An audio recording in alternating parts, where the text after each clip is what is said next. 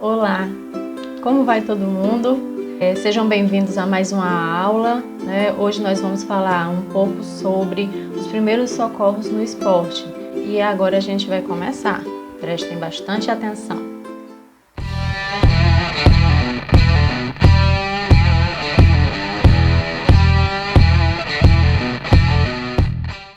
Vamos lá. O que seriam os primeiros socorros, né? Primeiros socorros vai ser um atendimento que vai ser temporário e imediato, é algo muito rápido, a uma pessoa que se machucou ou se lesionou ou ficou doente de forma repentina, tá? É algo que quem trabalha com desportiva, que acompanha atleta, deve saber, ele deve receber um treinamento adequado. Aqui nós vamos ter noções de primeiros socorros para situações que se relacionem com a fisioterapia desportiva. Mas a gente sabe que para que você tenha capacitação para fazer realmente um socorro adequado, você tem que fazer um curso, né? Você tem que se especializar. Embora legalmente qualquer pessoa da área de saúde ela tenha teoricamente a habilitação para prover os primeiros socorros, mas o ideal é que você se capacite, tá? Então vamos lá. Lembrar que o fato de uma pessoa da área de saúde prestar os primeiros socorros, isso não elimina a necessidade do atendimento médico. Então, tem que ficar bem claro que quando eu pensar numa pessoa que foi lesionada, eu não posso prestar um socorro imediato e mandar ela para casa sem que ela tenha um encaminhamento adequado ao médico. Isso é bastante importante, tá? Como que deve ser uma pessoa que trabalha, que está lá para fazer os primeiros socorros, ou seja, para ser um socorrista? O que a pessoa precisa ter de características? Tem que ter espírito de liderança, porque na hora do nervosismo, que ocorreu a lesão, não dá para hesitar, tem que ser uma pessoa decisiva, tem que conseguir liderar a equipe, tá? Tem que ter segurança e tem que passar confiança tanto para a equipe quanto para a vítima. Tem que ter bom senso e ser discreto. Tem muita gente que faz logo um estardalhaço, que fica nervoso, que faz uma confusão no meio da quadra e ao invés de acalmar a situação, acaba gerando uma situação muito mais complicada, tá? Tem que ter compreensão, tolerância, paciência, porque quando uma pessoa se machuca, é normal que ela fique nervosa, que ela fique às vezes agressiva, né? Que ela não tenha certo discernimento sobre as coisas que vai falar. Então você tem que ser compreensivo nesse momento, tem que entender que é uma situação limite para aquela pessoa, que ela está em grande desconforto. Então muita coisa que vai acontecer ali, você não pode se sentir ou levar em conta. Você tem que ser uma pessoa bem tranquila para resolver as situações, tá? Então, tem que ter liderança, tem que saber promover e improvisar com segurança. Então, às vezes você está numa situação onde não tem uma tala adequada, onde não tem uma tipóia adequada. Então, o socorrista, ele tem que olhar, agir feito MacGyver, na verdade. Ele tem que olhar o que ele tem à disposição e tentar fazer adaptações, ajustes de forma segura, tá? Tem que ter bastante iniciativa e ser uma pessoa firme, né, segura. Tem que ser solidário com a pessoa que está ali sofrendo, com a equipe que tá preocupada. E tem que saber controlar o estresse de tal forma que a pessoa não fique depois mal. Então, você vai prestar socorro ao indivíduo, mas você tem que se cuidar também. Isso é extremamente importante, tá? E aí nós vamos relembrar algumas situações, não vão ser todas, porque existe uma gama enorme de lesões que podem ocorrer dentro de uma situação de jogo, de quadra, né? Independente da modalidade esportiva. Algumas vão ter lesões mais em membros superiores, outras mais em membros inferiores. Mas ocorrem também lesões de costela, lesões de vísceras, lesões cervicais, lombares, lesões de crânio, de face. Então, cada situação dessa vai ter uma forma de conduzir. E aí a gente tem que saber pelo menos identificar alguns tipos de lesões para poder direcionar as ações, tá? Então, o que seriam As contusões, a gente já lembra de contusões, porque já foi visto, geralmente é a famosa pancada, né? Foi um choque direto no local que vai gerar ruptura de vasos sanguíneos, vai gerar um sangramento local com efusão sanguínea para a pele. A gente vai conseguir ver alguns sinais, né? Edema, dor local. Muitas vezes essas contusões, se elas forem muito intensas, elas podem gerar ruptura de tecido, né? Ruptura de pele, ruptura muscular. E aí vai depender da situação. É muito comum em jogo de quadra a gente ter uma lesão que é do tipo abrasão, tá? A abrasão, ela vai ocorrer por atrito. Então, um escorregão, né? É o que a gente conhece por arranhões. Então, essas lesões, elas são extremamente doloridas porque elas vão pegar as camadas mais superficiais da pele e o iniciozinho da derme, tá? Então, se for bem superficial, é muito provável que essas lesões elas cicatrizem, né? Se ela não danificar muito a derme, é provável que elas cicatrizem e não deixem nem marcas no indivíduo, né? Mas se elas forem mais profundas, elas deixam de ser arranhões, tá? Elas deixam de ser somente a abrasão e elas passam a ser ferimentos. E aí esses ferimentos, eles precisam de um cuidado extremo. As abrasões, por elas pegarem a camada mais superficial, os terminais nervosos, eles ficam bem expostos. Então, são lesões que doem bastante, né? Quem nunca arranhou o joelho numa queda de bicicleta ou andando de skate e depois foi tomar banho e sentiu um extremo ardor, né? Então, é uma área que realmente incomoda bastante. Podem ocorrer também perfurações, dependendo do tipo de esporte. É muito comum em esporte de campo, né? Que nós temos a possibilidade de objetos perfurantes no piso, no meio do gramado, enfim. E aí essas perfurações, elas têm uma tendência a sangrar menos. Geralmente a parte externa, o orifício externo, ele se fecha por contração da pele, né? Então a lesão ela é muito mais interna do que externa. E ela é muito mais profunda do que o tamanho do objeto que penetrou, por causa da elasticidade dos tecidos. As lacerações, elas vão ocorrer por tração, como se fosse por arrancamento, tá? Existe, então, a laceração, o rasgo na pele, né, no tecido, e ele tem uma tendência a sangrar mais e o corte é bastante irregular.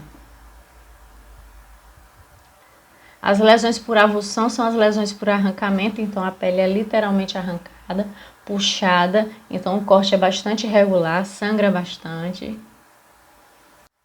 Os ferimentos incisos são ferimentos mais lineares, tá?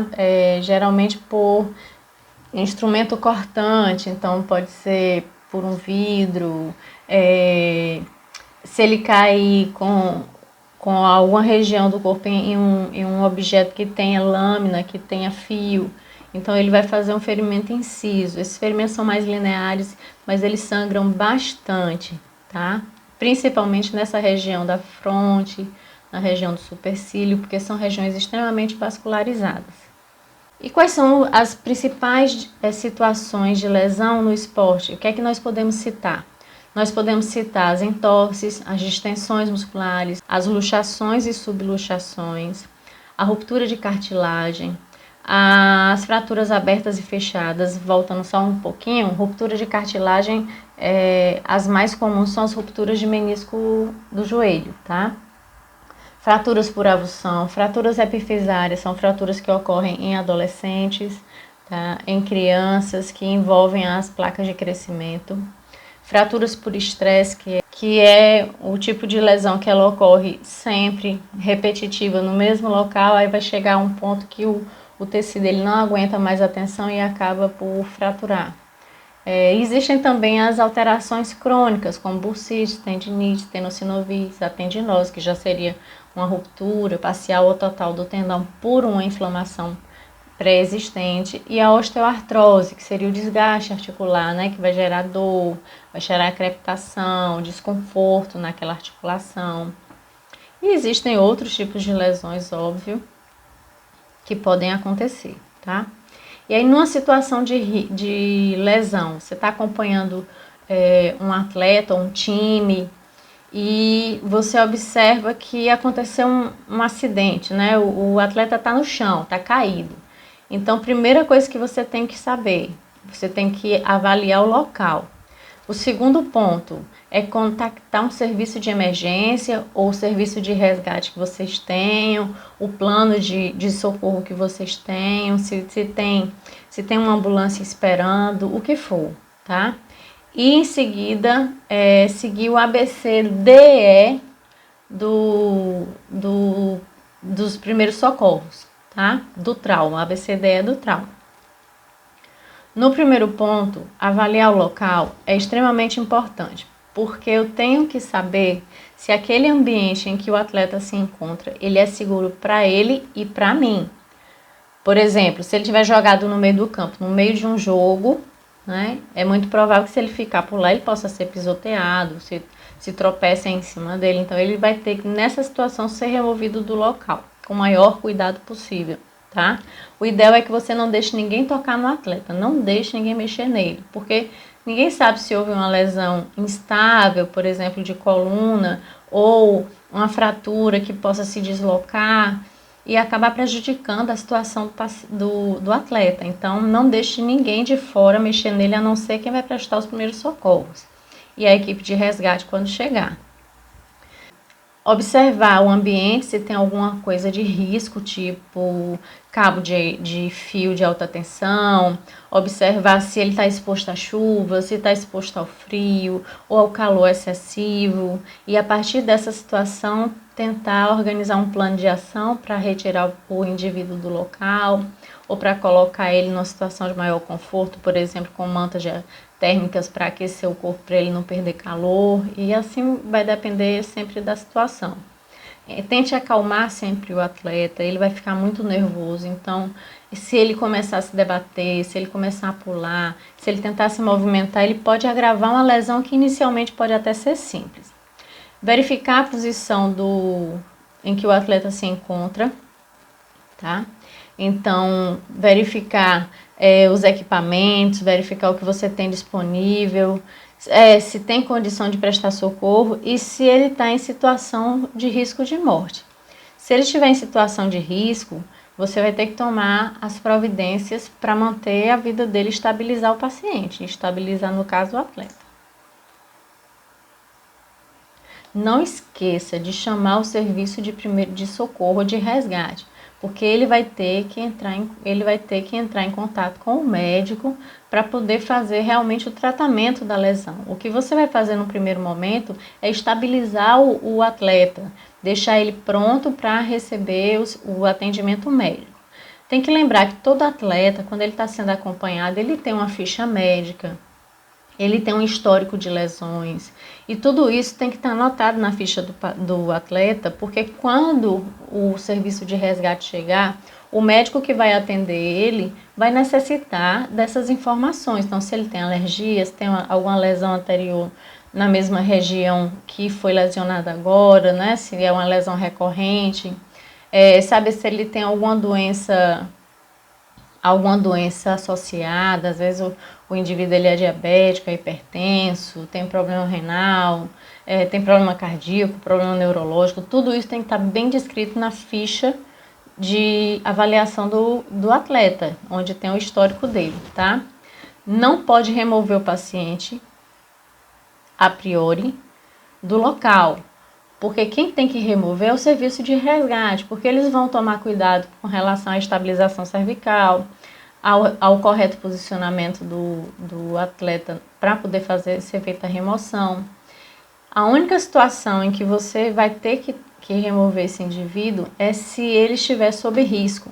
Por exemplo, está no meio de uma tempestade, está tendo relâmpago, muita chuva, ou qualquer coisa do tipo. Ou então, onde ele caiu, por exemplo, foi uma competição de cross. Então, onde ele caiu ainda está passando bicicleta, né? E aí, se ele ficar ali parado, ele corre o risco de se lesionar mais ainda, ou causar um acidente maior envolvendo outras pessoas. Então, nessas situações, ele não pode ficar por lá. E dependendo da situação, se for percebido né, um risco de morte, por exemplo, diminuição da pulsação periférica, batimentos cardíacos diminuídos, nessas situações, ou então diminuição da frequência respiratória, nessas situações, muitas vezes tem que ser feito protocolo de reanimação cardiopulmonar, que é o RCP. Então, o cuidador, no caso o fisioterapeuta, ou o treinador, ou o educador físico que está acompanhando aquela equipe, ele tem que estar treinado para utilizar esses recursos. E esses recursos têm que estar disponíveis para a equipe de primeiros socorros, tá? Então, terceiro ponto, avaliar bem o atleta. Porque a gente tem que saber, você tem que saber quais são os passos que você tem que tomar para poder fazer todos os procedimentos adequados e diminuir o risco, né, em relação à morte, e diminuir o tempo que esse atleta vai precisar para voltar a atuar, né, para voltar ao campo, voltar ao jogo. Então, a ideia é minimizar o dano o máximo possível para poder conseguir fazer com que ele retorne às suas atividades no menor tempo suficiente para a sua reabilitação, tá? Então, o primeiro ponto é identificar a lesão, pelo menos ter noções de que tipo de lesão ele tem. É muito comum você não ter certeza, por exemplo, se foi uma luxação, se foi só uma fratura, tá? Se foi só uma ruptura de tecido. Geralmente, independente do que tenha sido, porque às vezes só dá para confirmar o tipo de lesão pela radiografia ou por um exame de imagem mais detalhado, a principal atitude do socorrista é imobilizar o segmento, tá? Tem que imobilizar. Se foi no pescoço, você não sabe se teve fratura, se foi só uma entorse, você não sabe o que foi. Imobiliza para tentar minimizar os danos no tecido. No braço, viu que está deformado, mas você não tem certeza se é só uma fratura, se teve lesão de vasos, se teve lesão de nervos, se teve lesão de tendão, você não sabe. Então imobiliza e mantém aquela região protegida contra novas lesões, né? Muitas vezes um osso fraturado, se você não imobiliza ele adequadamente na hora do transporte, né, do atleta, o osso pode deslocar e romper um vaso, romper um nervo, e ele tem um dano muito mais grave do que aquele dano inicial. Tem que verificar o histórico do atleta, né? Lembrar quais são as comorbidades que ele tem, que podem influenciar na conduta. Verificar se o atleta está consciente ou não, porque se ele estiver consciente, sua conduta vai ser uma. Se ele estiver inconsciente, sua conduta vai ser outra. Então, verifica se ele está consciente, pega no ombro dele, chama pelo nome, ou então sacode ele um pouquinho, aperta no ombro, sempre de forma suave. E aí a gente vai para o protocolo do ABCDE do trauma, tá? O ABCDE do trauma, ele chegou no Brasil por volta de 1992. Ele tem a função de estabilizar a vítima, verificando quais são os pontos de risco, né, de morte que ele tem, porque dependendo da situação você vai entrar com uma reanimação cardiopulmonar, tá? Então, se o atleta estiver consciente, você vai verificar da seguinte forma. Você vai observar na letra A se as vias aéreas elas estão livres, se tem obstrução, se ele está respirando bem. E fazer o controle cervical. Então, observa se ele está conseguindo movimentar, tá? E estabiliza. O ideal é que você estabilize. Segura logo a cervical dele para não ter nenhum deslocamento de fratura. Primeiro ponto. Segundo ponto, boa respiração. Frequência respiratória tá bacana, ele está respirando bem, tá? Se tiver, beleza. Terceiro ponto, circulação. Verificar pulsação periférica. Então, observa pulso, observa batimento cardíaco, observa batimento, a pulsação carotídea. Observa se a perfusão periférica ela está presente, tá? Observa se ele tem sinais de cianose central. Porque se ele não tiver, tudo isso vai indicando que ele está numa situação mais grave do que você imagina, tá?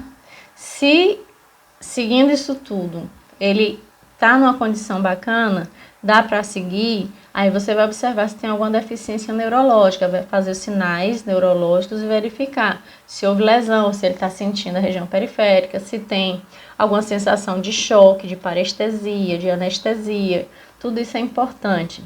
E por fim, a exposição da região lesionada, se ela estiver fechada, por exemplo, fez uma lesão de ombro, e a região está com a roupa cobrindo, você não tem acesso ao local, não consegue visualizar a lesão, você pode abrir a roupa do atleta ou cortando e expor a região para visualizar realmente o dano, a extensão.